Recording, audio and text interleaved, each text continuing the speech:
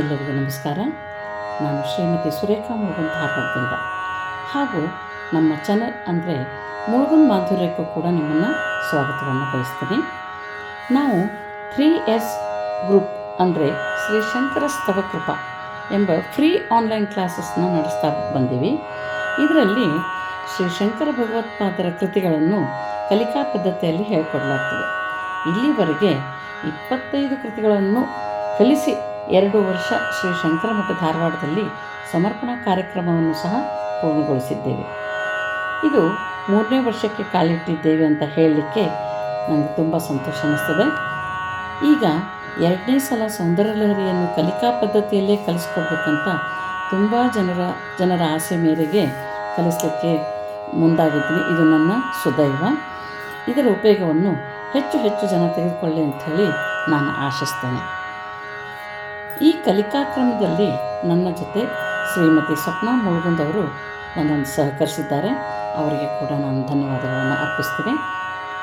ಬನ್ನಿ, ಪಾರಾಯಣ ಪದ್ಧತಿಯಲ್ಲಿ ಮೊದಲು ನಮನ ಶ್ಲೋಕ, ಧ್ಯಾನ ಶ್ಲೋಕ, ಅನಂತರ ಸೌಂದರ್ಯ ಲಹರಿಯ ಶ್ಲೋಕವನ್ನು ಕಲಿಯೋಣ. ಕಲಿತು ಮಹಾತ್ರಿಪುರ ಸುಂದರಿಯ ಕೃಪೆಗೆ ಎಲ್ಲರೂ ಪಾತ್ರರಾಗೋಣ. ನಮನ ಶ್ಲೋಕವನ್ನು ಹೇಗೆ ಹೇಳಬೇಕು ಅನ್ನೋದನ್ನು ಓದಿ ಹೇಳ್ತದೆ ಫಸ್ಟು. ಆಮೇಲೆ ಅದನ್ನು ರಾಗದಲ್ಲಿ ಹೆಂಗೆ ಹೇಳಬೇಕು ಅನ್ನೋದನ್ನು ಹೇಳ್ಕೊಡ್ತೀವಿ. ಮೊದಲಿಗೆ ಓದಿ ಹೇಳ್ತೀವಿ. ಸೌಂದರ್ಯ ಲಹರಿ ಕರ್ತ್ರೆ ಸರ್ವಮಂಗಲದಾಯಿನೇ ಶಂಕರಾಚಾರ್ಯವರ್ಯಾಯ ಯತಿರಾಜಾಯ ತೇ ನಮಃ. ಸೌಂದರ್ಯ ಲಹರಿ ಕರ್ತ್ರೆ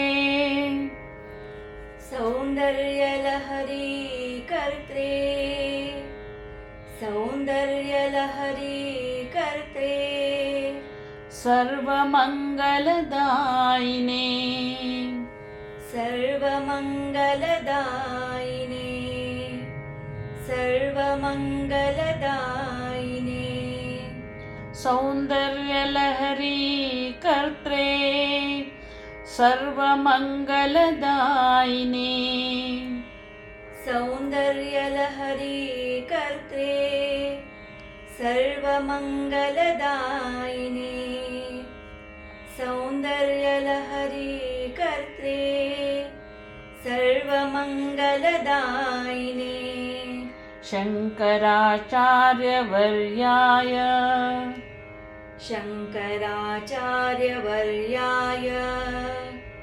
शंकराचार्यवर्याय यतिराजाय ते नमः. यतिराजाय ते नमः. यतिराजाय ते नमः. शंकराचार्यवर्याय यतिराजाय ते नमः. शंकराचार्यवर्याय यतिराजाय ते नमः. शंकराचार्यवर्याय यतिराजाय ते नमः. सौंदर्य लहरी कर्त्रे सर्वमंगलदायिने शंकराचार्यवर्याय यतिराजाय ते नमः. सौंदर्य लहरी कर्त्रे सर्वमंगलदायिने शंकराचार्यवर्याय यतिराजाय ते नमः. सौंदर्य लहरी कर्त्रे सर्वमंगलदायिने शंकराचार्यवर्याय यतिराजाय ते नमः. ಸೌಂದರ್ಯ ಲಹರಿಯ ಧ್ಯಾನ ಶ್ಲೋಕವನ್ನು ಹೇಗೆ ಹೇಳಬೇಕು ಅಂತ ಅನ್ನೋದಕ್ಕಿಂತ ಮುಂಚೆ ಮೊದಲು ಸಾಹಿತ್ಯವನ್ನು ನೋಡೋಣ. ಲೌಹಿತ್ಯ ನಿರ್ಜಿತ ಜಪಾಕುಸುಮ ಅನುರಾಗಾಂ, ಅದನ್ನು ಪೂರ್ತಿ ಕೂಡಿಸಿ ಹೇಳಿದಾಗ ಜಪಾ ಕುಸುಮಾನುರಾಗಾಂ ಅಂತ ಆಗ್ತದೆ. ಪಾಶಾಂಕುಶೌ ಧನುರಿಷು ನಪಿ ಧಾರಯಂತೀಂ ತಾಮ್ರೇಕ್ಷಣಾಂ ಅರುಣಮಾಲ್ಯ ವಿಶೇಷಭೂಷಾಂ ತಾಂಬೂಲಪೂರಿತಮುಖೀಂ ತ್ರಿಪುರಾಂ ನಮಾಮಿ. ನಂತರ ಇದನ್ನು ರಾಗದಲ್ಲಿ ಹೆಂಗೆ ಹೇಳಬೇಕು ಅನ್ನೋದನ್ನು ಹೇಳಿಕೊಡ್ಲಾಗ್ತದೆ. ಲೌಹಿತ್ಯ ನಿರ್ಜಿತ ಜಪಾ ಕುಸುಮಾನುರಾಗಾಂ ಲೌಹಿತ್ಯ ನಿರ್ಜಿತ ಜಪಾ ಕುಸುಮಾನುರಾಗಾಂ ಲೌಹಿತ್ಯ ನಿರ್ಜಿತ ಜಪಾ ಕುಸುಮಾನುರಾಗಾಂ ಪಾಶಾಂಕುಶೋ ಧನುರಿಷು ನಪಿ ಧಾರಯಂತೀಂ ಪಾಶಾಂಕುಶೋ ಧನುರಿಷು ನಪಿ ಧಾರಯಂತೀಂ ಪಾಶಾಂಕುಶೋ ಧನುರಿಷು ನಪಿ ಧಾರಯಂತೀಂ ತಾಮ್ರೇಕ್ಷಣಾಂ ಅರುಣಮಾಲ್ಯ ವಿಶೇಷಭೂಷಾಂ ತಾಮ್ರೇಕ್ಷಣಾಂ ಅರುಣಮಾಲ್ಯ ವಿಶೇಷಭೂಷಾಂ ತಾಮ್ರೇಕ್ಷಣಾಂ ಅರುಣಮಾಲ್ಯ ವಿಶೇಷಭೂಷಾಂ ತಾಂಬೂಲಪೂರಿತಮುಖೀಂ ತ್ರಿಪುರಾಂ ನಮಾಮಿ ತಾಂಬೂಲಪೂರಿತಮುಖೀಂ ತ್ರಿಪುರಾಂ ನಮಾಮಿ ತಾಂಬೂಲಪೂರಿತಮುಖೀಂ ತ್ರಿಪುರಾಂ ನಮಾಮಿ. ಲೌಹಿತ್ಯ ನಿರ್ಜಿತ ಜಪಾ ಕುಸುಮಾನುರಾಗಾಂ ಪಾಶಾಂಕುಶೌ ಧನುರಿಷು ನಪಿ ಧಾರಯಂತೀಂ ಲೌಹಿತ್ಯ ನಿರ್ಜಿತ ಜಪಾ ಕುಸುಮಾನುರಾಗಾಂ ಪಾಶಾಂಕುಶೋ ಧನುರಿಷು ನಪಿ ಧಾರಯಂತೀಂ ಲೌಹಿತ್ಯ ನಿರ್ಜಿತ ಜಪಾ ಕುಸುಮಾನುರಾಗಾಂ ಪಾಶಾಂಕುಶೋ ಧನುರಿಷು ನಪಿ ಧಾರಯಂತೀಂ ತಾಮ್ರೇಕ್ಷಣಾಂ ಅರುಣಮಾಲ್ಯ ವಿಶೇಷಭೂಷಾಂ ತಾಂಬೂಲಪೂರಿತಮುಖೀಂ ತ್ರಿಪುರಾಂ ನಮಾಮಿ ತಾಮ್ರೇಕ್ಷಣಾಂ ಅರುಣಮಾಲ್ಯ ವಿಶೇಷಭೂಷಾಂ ತಾಂಬೂಲಪೂರಿತಮುಖೀಂ ತ್ರಿಪುರಾಂ ನಮಾಮಿ ತಾಮ್ರೇಕ್ಷಣಾಂ ಅರುಣಮಾಲ್ಯ ವಿಶೇಷಭೂಷಾಂ ತಾಂಬೂಲಪೂರಿತಮುಖೀಂ ತ್ರಿಪುರಾಂ ನಮಾಮಿ. ಲೌಹಿತ್ಯ ನಿರ್ಜಿತ ಜಪಾ ಕುಸುಮಾನುರಾಗಾಂ ಪಾಶಾಂಕುಶೋ ಧನುರಿಷು ನಪಿ ಧಾರಯಂತೀಂ ತಾಮ್ರೇಕ್ಷಣಾಂ ಅರುಣಮಾಲ್ಯ ವಿಶೇಷಭೂಷಾಂ ತಾಂಬೂಲಪೂರಿತಮುಖೀಂ ತ್ರಿಪುರಾಂ ನಮಾಮಿ. ಲೌಹಿತ್ಯ ನಿರ್ಜಿತ ಜಪಾ ಕುಸುಮಾನುರಾಗಾಂ ಪಾಶಾಂಕುಶೋ ಧನುರಿಷು ನಪಿ ಧಾರಯಂತೀಂ ತಾಮ್ರೇಕ್ಷಣಾಂ ಅರುಣಮಾಲ್ಯ ವಿಶೇಷಭೂಷಾಂ ತಾಂಬೂಲಪೂರಿತಮುಖೀಂ ತ್ರಿಪುರಾಂ ನಮಾಮಿ. ಲೌಹಿತ್ಯ ನಿರ್ಜಿತ ಜಪಾ ಕುಸುಮಾನುರಾಗಾಂ ಪಾಶಾಂಕುಶೋ ಧನುರಿಷು ನಪಿ ಧಾರಯಂತೀಂ ತಾಮ್ರೇಕ್ಷಣಾಂ ಅರುಣಮಾಲ್ಯ ವಿಶೇಷಭೂಷಾಂ ತಾಂಬೂಲಪೂರಿತಮುಖೀಂ ತ್ರಿಪುರಾಂ ನಮಾಮಿ.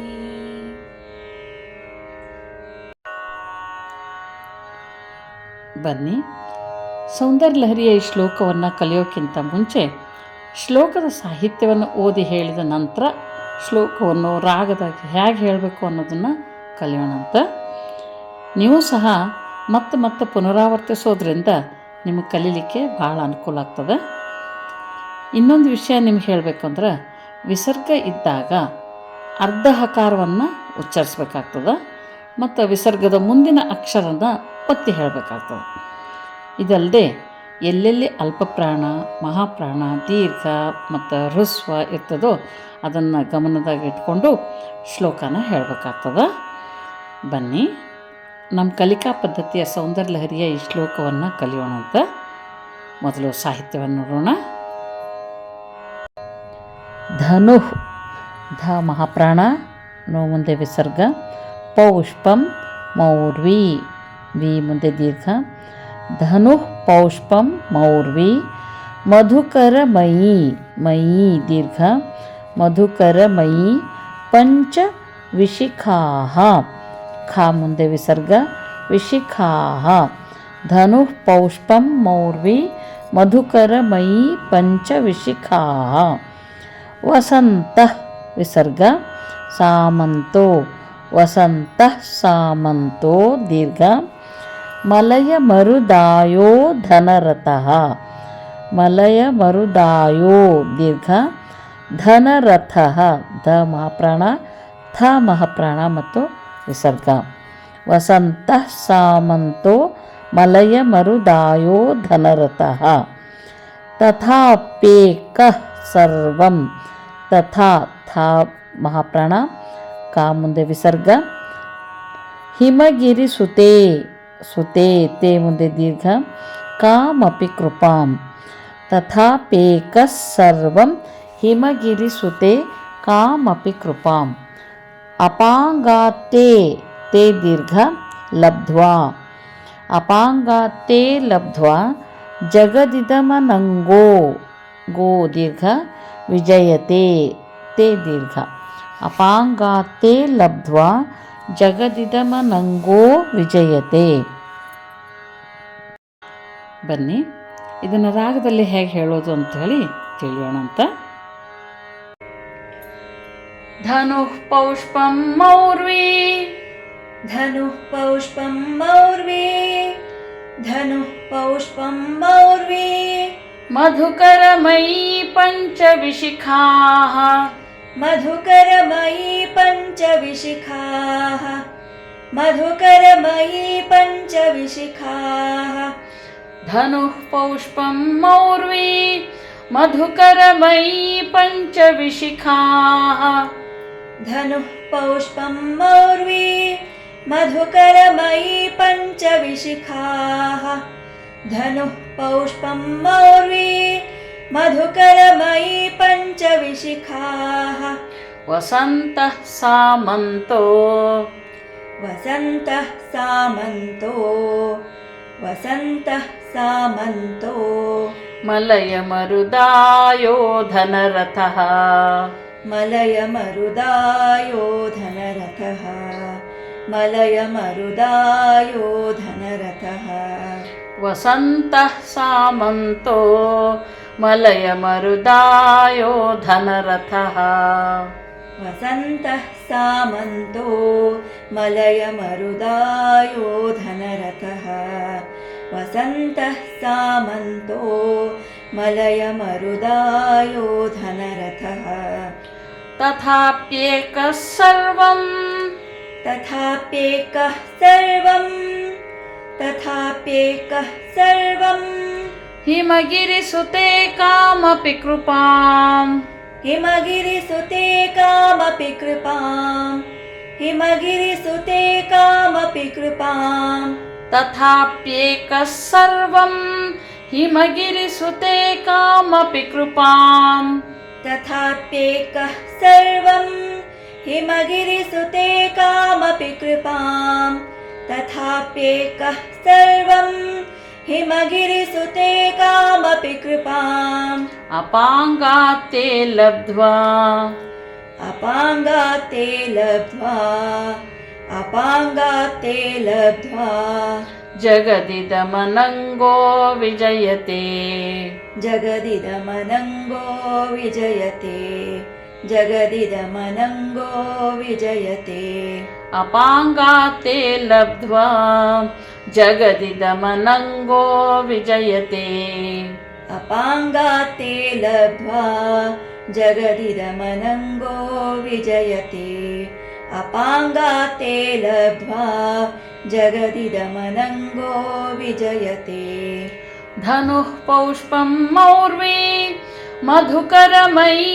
पञ्चविशिखाः वसन्तः सामन्तो मलयमरुदायो धनरथः धनुः पौष्पं मौर्वी मधुकरमयी पञ्चविशिखाः वसन्तः सामन्तो मलयमरुदायो धनरथः धनुः पौष्पं मौर्वी मधुकरमयी पञ्चविशिखाः वसन्तः सामन्तो मलयमरुदायो धनरथः तथाप्येकः सर्वं हिमगिरिसुते कामपि कृपाम् अपाङ्गात्ते लब्ध्वा जगदिदमनङ्गो विजयते तथाप्येकः सर्वं हिमगिरिसुते कामपि कृपाम्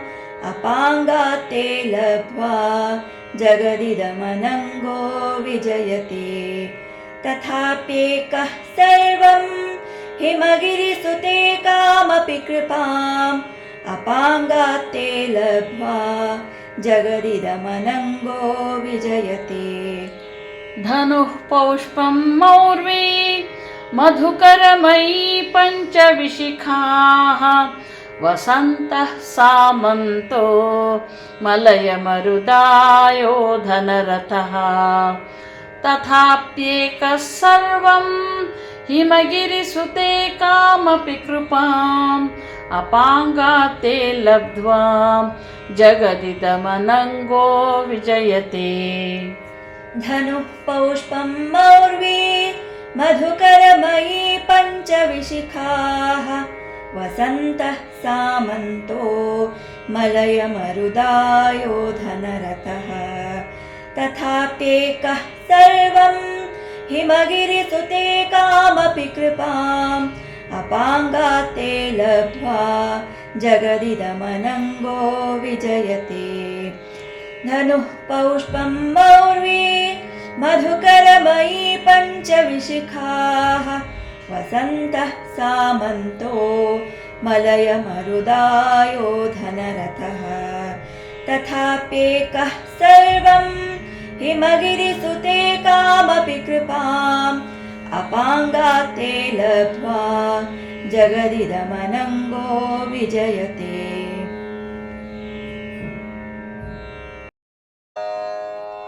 ನಿಮಗೆ ನಮ್ಮ ಕಲಿಕಾ ಪದ್ಧತಿ ಇಷ್ಟವಾದಲ್ಲಿ ಸಬ್ಸ್ಕ್ರೈಬ್ ಆಗಿರಿ, ಲೈಕ್ ಮಾಡಿರಿ, ಶೇರ್ ಮಾಡಿರಿ, ಬೆಲ್ ಐಕಾನ್ ಒತ್ತಿ ಮತ್ತು ಯೂಟ್ಯೂಬ್ನಲ್ಲಿ ಕಮೆಂಟ್ ಮಾಡೋದನ್ನು ಮರಿಬೇಡ್ರಿ. ಮುಂದಿನ ಶ್ಲೋಕದೊಂದಿಗೆ ಪುನಃ ಭೇಟಿಯಾಗೋಣ. ನಮಸ್ಕಾರ.